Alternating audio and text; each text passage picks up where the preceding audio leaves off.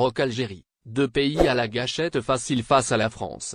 Le gouvernement algérien vient de prendre une nouvelle mesure pour punir la France. La raison, l'affaire Amira Bouraoui. Alger refuse d'accueillir ses ressortissants expulsés de France et avait rappelé son ambassadeur à Paris. Un peu comme avait fait le Maroc, qui avait démis de ses fonctions l'ambassadeur du royaume en France. Aussi, pour protester. C'est de la diplomatie violente, dans les termes les plus durs, que le Maroc et l'Algérie exercent sur la France. Ces deux pays d'Afrique du Nord sautent sur la moindre occasion pour exercer une pression sur l'Hexagone. Des décisions aux allures de chantage qui ont souvent des répercussions sur toute l'Europe. On se rappelle, en effet, du changement de position par l'Espagne sur la question du Sahara que Rabat avait fait cher payer à l'Europe. À l'époque, les autorités royales n'avaient pas hésité à jouer la carte de l'émigration pour contraindre Madrid à revenir sur sa position. Volontairement, le Maroc avait laissé des milliers de migrants franchir la frontière espagnole et regagner l'Europe.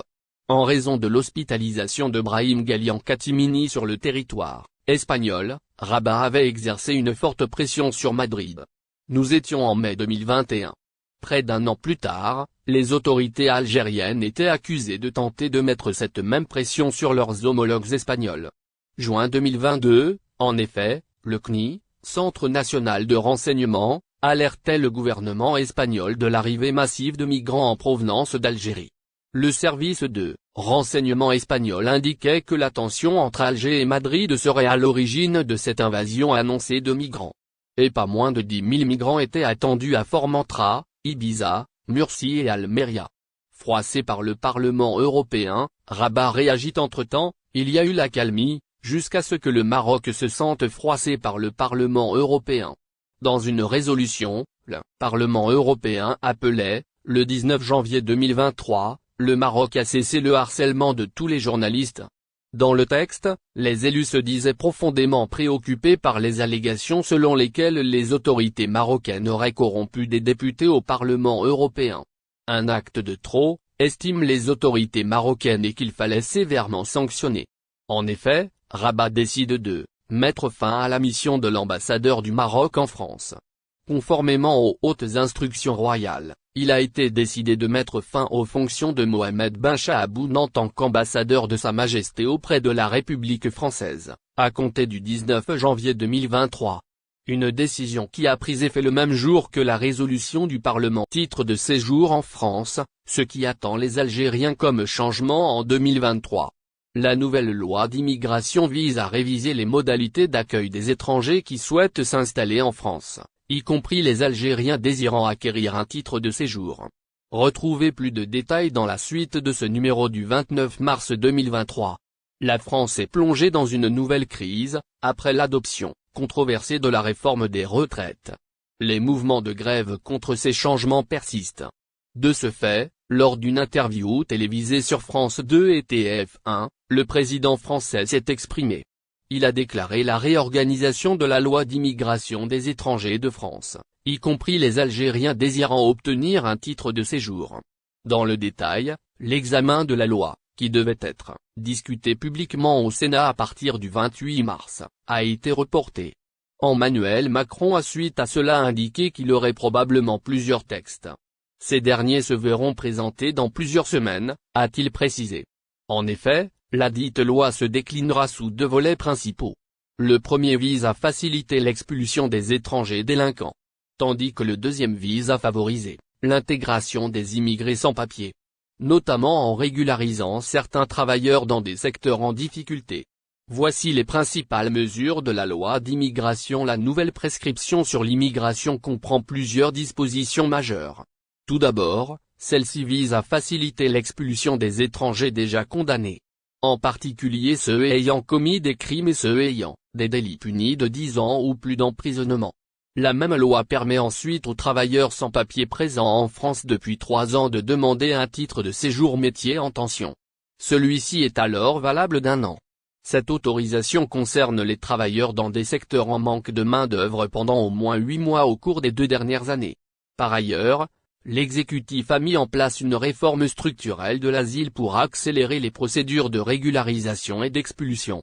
De plus, la loi comprend une disposition qui facilite l'obtention d'un titre de séjour pour les médecins, chirurgiens et pharmaciens étrangers. Et ce, dans le but d'enrichir le secteur médical se retrouve en manque de personnel. Enfin, un test de français est donc obligatoirement demandé lors de la soumission de demande pour l'obtention d'un titre de séjour valable Canada. Décès d'un jeune Algérien de 18 ans dans un incendie. Une autre tragédie vient bouleverser la communauté algérienne de Montréal. Un jeune homme est mort dans un incendie qui a fait plusieurs victimes et dont les causes restent mystérieuses. Walid, jeune Montréalais de 18 ans d'origine algérienne, a succombé aux flammes après avoir été coincé à l'intérieur d'un appartement en feu sans fenêtre. Un Algérien de 18 ans meurt dans les flammes à Montréal. C'est avec regret et chagrin que la communauté algérienne de Montréal a annoncé le décès de Walid Belkala, tout juste 18 ans, ce mardi. Le jeune homme a perdu la vie dans un incendie qui a eu lieu le 16 mars au Vieux-Montréal, dans une résidence comportant plusieurs appartements. Appelés sur place immédiatement, les autorités réussissent à sauver 15 personnes en tout. Malheureusement, 7 autres individus ont perdu la vie au cours de l'accident, dont le jeune Walid. Après avoir maîtrisé le brasier, les forces de l'ordre ont procédé à l'évacuation des dépouilles. Le processus a pris plusieurs jours et Walid et son ami, Charlie Lacroix, sont les deux dernières victimes de l'incendie à avoir été identifiées ce mardi 28 mars.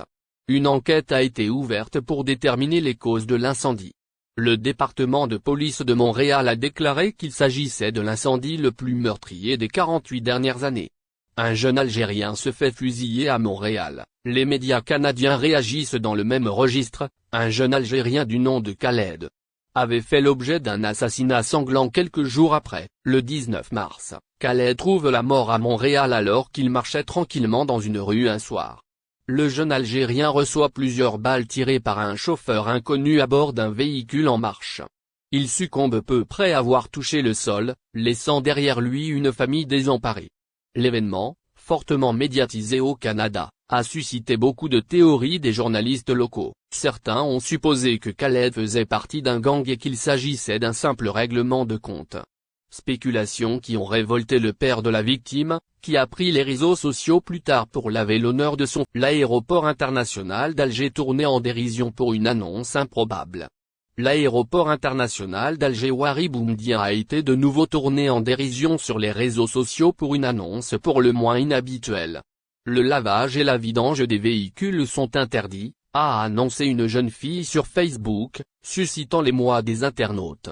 La publication a rapidement fait le tour des réseaux sociaux, provoquant des réactions mitigées. N'oubliez pas abonnez-vous à notre chaîne Olive News et activez les notifications pour recevoir nos publications en temps réel.